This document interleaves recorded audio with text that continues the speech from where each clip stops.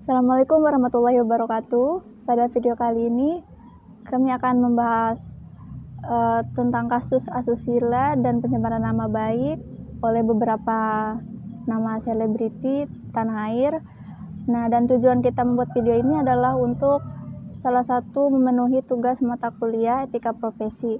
Perkenalkan, nama saya Yuni Yulistiawati dari kelas 8 TPLE 014 dan rekan saya. Nama saya Brigita Agatha dari 8 TPLE 014. Jadi di sini kita akan membahas tentang kasus-kasus asusila yang dialami oleh beberapa selebritas tanah air.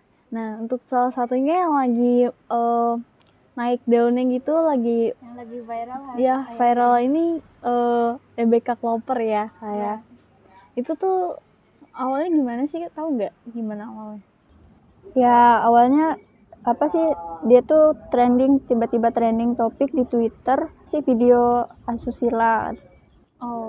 Yang diduga itu adalah dirinya, tapi kita nggak tahu tuh beneran dia. Kalau dari artikel nih ada dugaan kalau yang video yang ada di itu tuh mirip Rebecca Clover, dan itu Rebecca Clover menurut artikel ini dalam pengaruh obat atau bahkan diancam. Bisa saja indikasinya ini diduga pengaruh obat atau minuman ataupun dia dalam tekanan. Dan yang perlu ditekankan adalah siapa sih pembuat sebenarnya yang belum diketahui jelasnya. Ini dari salah satu penguasa dari Rebecca Clover-nya. Iya, katanya gitu. Jainuddin nih, salah perwakilan LBH-HKTI. Berpendapat Rebecca adalah korban dan menjadi pihak yang dirugikan. Itu tuh awalnya kan emang disebarkan kan, terus tiba-tiba rame. tahu trending aja. Iya, rame. Terus banyak menduga ini karena mantannya gitu. Mantannya dendam sama dia. Iya, dendam. Ya punya masa lalu buruk mungkin atau gimana, akhirnya menyebarkan kan. Untuk sekarang sih udah dilaporkan sih kasus ini.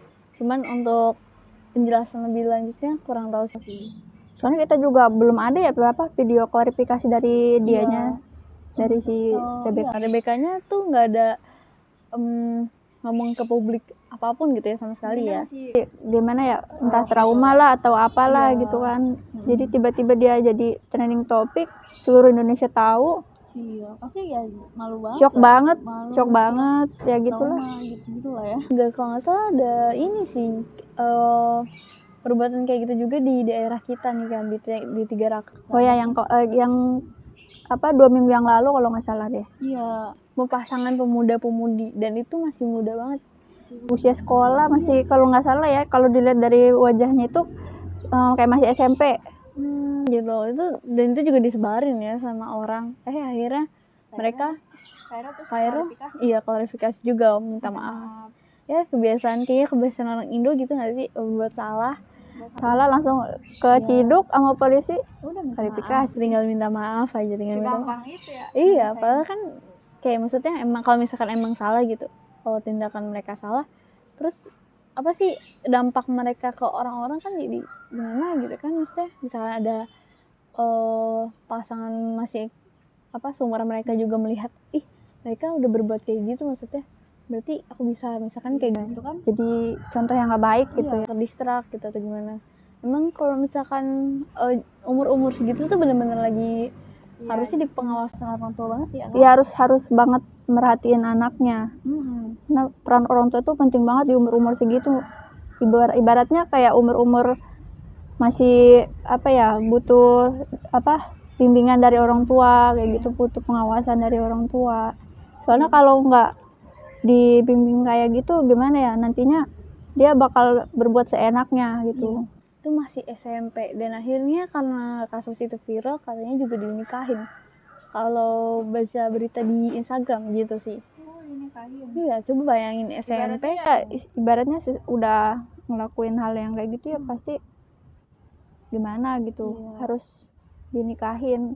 Ibaratnya SMP belum tamat ya, belum ini malah udah nikah. Nikah tuh kan paling nggak gampang kan ya. Iyalah. Ya kan kita umur segini aja ya masih jauh mikir. Salah satu juga dananya yang nggak ada ya. Apa jodohnya yang nggak lagi? Dan nikah tuh mudah.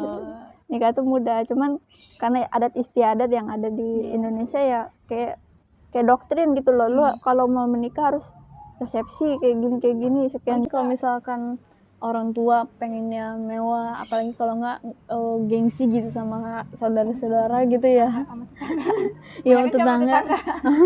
Iya, jadi pengennya harus mewah, harus ini ya kan, jadi beban pikiran nggak sih buat kita. Beban tersendiri. Tapi kalau misalkan orang tua kita bukan old money gitu kan, berarti kan kita yang berusaha sendiri untuk nyari uang. Bener-bener berjuang dari nol. Harus ngumpulin dulu kan. Iya. Apalagi zaman sekarang ya pekerjaan tuh susah gitu kan ya. Kalau di daerah sini tuh susah banget karena kan banyak kan pabrikan gitu ya. Iya. Dan pabrikan aja harus ini orang dalam. Calo ya. Iya, harus calo, kalau enggak ya duit gitu. Kalau lo mau kerja lo harus bayar. Iya. Padahal kita nyari kerja buat apa? Buat dibayar. Kita nggak punya duit nih, harusnya kan kita kalau nggak punya duit ya mau kerja gitu, mau nyari uang. Tapi kita mau kerja aja, mau nyari uang aja harus buat uang gitu, gimana ya? Bingung kan ya? Ya begitulah. Tapi kalau misalkan nyebarin sosial media kayak gitu tuh, kayak video pornografi dan segala macam, itu kan harusnya kena UIT ya kak? Iya, ada undang-undangnya. Undang-undangnya di mana sih? Ada di pasal 27 ayat 1 Undang-Undang ITE mengatur larangan mendistribusikan, mentransmisikan dan atau membuat dapat diaksesnya informasi atau dokumen elektronik yang bermuatan melanggar kesusilaan. Nah, jadi hati-hati nih kalau yang suka menyebarkan video porno, Bakal kena pasal ya kak? Iya. Ngeri juga ancaman penjara, udah penjara, denda loh. Iya, lagi juga nggak baik lah nyebarin kayak gitu. Kan buat nggak ada manfaatnya. Bener ya. Kalau misalkan ya, kalau apalagi masih di bawah umur gitu kan ya. Apalagi masih di bawah umur. Sekarang apalagi anak kecil pun nih, umur 2 tahun aja, keponakan saya juga udah main HP, udah bisa scroll YouTube kayak gitu. Ya, harusnya jangan dibiarkan itu. Bener, harus diawasin banget kalau lagi megang HP itu. Iya, akan lebih baik lagi kalau dia nggak dikasih gadget. Jangan dikenalin gadget dari kecil. Iya, kalau misalkan sebenarnya kok namanya perkembangan zaman sih emang nggak bisa kita pungkiri. Iya sih. Ini sih, cuman emang harus diawasi aja. Dan kita kan banyak ya sekarang fitur-fitur kayak YouTube Kids atau itunya. Nah, itu kita harus arahin ke situ. Jangan yang buka aplikasi-aplikasi yang bisa membuat video yang kayak gitu tuh muncul dan mereka melihat kayak gitu. Kan ada pengaturannya juga sih. Ada di di HP itu kan ada pengaturan buat pengawasan orang tua. Iya, semakin canggih juga kita juga harus semakin aware ya. Iya, semakin aware, semakin harus ketat lah mengawasi anak. Ini kan Pak Uita juga nggak cuman ini ya kak, nggak cuman iya tentang asusila, juga bisa tentang pencemaran nama baik ya. Iya, banyak. Waktu itu kayaknya juga ada pencemaran nama baik tentang Vicky Prasetyo. Iya, itu sebenarnya kasus udah agak lama sih, udah tahun 2018 sih kalau nggak salah. Itu kenapa itu kak? Jadi dia tuh tiba-tiba ngelabrak mantan istrinya, katanya lagi berduaan sama cowok lain katanya. Padahal itu posisinya dia udah jadi mantan suaminya. Mantan suami Angel Elga. Kayaknya waktu itu sampai wartawan banyak banget ya berbondong-bondong ke rumah itu, terus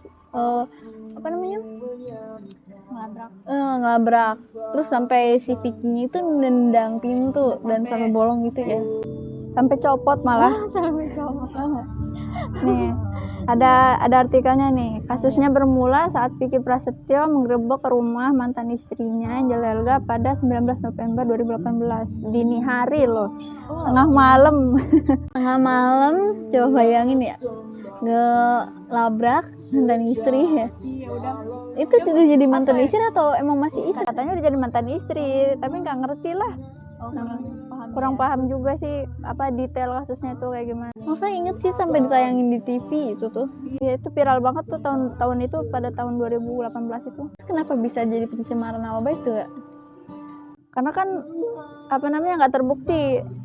Nih, jadi si mantan istrinya si Angel Elga ini nggak terima terus ngelaporin si Piki Prasetyo ke Polres Jaksel. Ya, pada 9 September 2021 Pengadilan Jaksel memutuskan Piki Prasetyo bin Hermanto telah terbukti secara sah dan meyakinkan bersalah melakukan tindak pidana dengan ancaman kekerasan baik terhadap orang itu sendiri maupun orang lain. Sebagaimana dakwaan alternatif ketiga, Pengadilan Jaksel kemudian menjatuhkan pidana kepada Vicky dengan pidana penjara selama 4 bulan. Hukuman itu setengah dari tuntutan jaksa. Atas putusan itu, Vicky dan jaksa sama-sama mengajukan banding. Dia banding juga ini, karena sama-sama nggak mau ngalah gitu. Merasa bersalah. Iya. Terus akhirnya di penjara nggak tuh si Vicky-nya? Ditahan dia 4 bulan itu. Oh, ditahan ya akhirnya. Ya emang harus hati-hati juga ya kayak gitu. Nggak bisa langsung. Jangan gegabah gitu. Iya. Kan kita punya bukti kuat. Kalau emang punya bukti kuat ya kumpulin, terus baru kirim kasih ke polisi. Jangan main labrak-labrak gitu aja kalau nggak ada bukti. Bilang ke wartawan banyak. Iya, makanya. Ini mau ngelabrak, malah dianya yang kena. Malah dia sendiri kayak senjata makan tuan. Iya, kena pencemaran baik. Terus kayak di medsos juga kayaknya ya harus hati-hati lah, jangan sampai jari tuh lebih cepat dari lidah gitu. Nah, jadi harus berpikir sebelum bertindak, bukan bertindak sebelum berpikir. Kan tuh bukan lidah yang tajam tapi jempol yang lebih tajam ya. Iya. Iya, kadang kan kayak main asal-asal aja. Terus akhirnya yang misalkan yang omongin tuh tersinggung, udah langsung lapor deh pencemaran nama baik dengan bukti screenshot doang nih misalnya ya. Iya. Itu kan udah bisa jadi bukti gitu. Kayaknya kan netizen juga kan bisa kena pasal juga kan, dia komentarnya kayak pedas atau menggiring opini. Oh, kayaknya waktu kasus-kasus kemarin tuh lagi ramai ya, waktu yang kata tentang apa sih mahasiswa luar negeri itu mengkomentari Lampung tuh. Nah, itu kan akhirnya karena tersinggung, ya Bima ya. Karena tersinggung itu apa namanya? Melaporin Bima kan. Cuman karena Bima di luar negeri, dia minta pertolongan Australia kalau nggak salah itu. Karena malah Bima didukung sama netizen Indonesia karena emang sih benar ya Pe. Benar, walaupun ya cara menyampaikannya itu yang kurang tepat. Dia mengkritik kinerja siapa? Wali kota apa? Gubernur Lampung. Ya. Tapi ya benar akhirnya diusut ya. Emang benar kinerjanya bobrok ibaratnya. Sampai presiden pun datang ya ke Lampung itu. Datang langsung ke lokasi. Terus sampai ngesarkas loh itu. Gimana, ada nanya wartawan, gimana Pak jalannya? Terus kata Pak Jokowi, iya bagus kayak gitu. Ya bagus setelah si Bima begitu. Setelah si Bima kritik. Kan Jokowi itu kan gitu kan jalan ke sana kan. Dia sampai mobilnya nyangkut lah. Masa pusat harus langsung turun, ya kan? Iya. Kemana selama ini? Kita jangan kena dong. Iya, kasus Bima itu kan sampai pusat turun tangan, presiden sendiri gitu yang turun tangan ya. Dan itu tuh sebenarnya pencemaran nama baiknya itu kena pasal ya Kak? Kena pasal berapa tuh Kak? Pasti kena pasal. Nah, dalam peraturan perundang-undangan di Indonesia, pencemaran nama baik atau penghinaan diatur dan dirumuskan dalam pasal 310 KUHP yang terdiri dari 3 ayat. Salah satunya pasal 310 ayat 2. Sedangkan perbuatan yang dilarang adalah perbuatan yang dilakukan dengan sengaja untuk melanggar kehormatan atau menyerang kehormatan atau nama baik orang lain. Dengan demikian, unsur-unsur pencemaran nama baik atau penghinaan menurut pasal 310 KUHP adalah dengan sengaja menyerang kehormatan atau nama baik, menuduh melakukan suatu perbuatan, menyiarkan tuduhan supaya diketahui umum. Pencemaran nama baik ini juga kena pasal ya. Emang ya. Pokoknya itu yang tadi kita bicarain itu salah satu kasus-kasus tentang asusila, tentang pencemaran nama baik kayak gitu ya. Ya, sekian dari kami. Mohon maaf misalkan kita ada salah ngomong atau ada yang kurang, kelebihan gitu. Kurang berkenan gitu. Mohon dimaafkan karena kami juga masih belajar ya. Sekian dari kami, kurang lebihnya mohon maaf. Assalamualaikum warahmatullahi wabarakatuh. Dadah.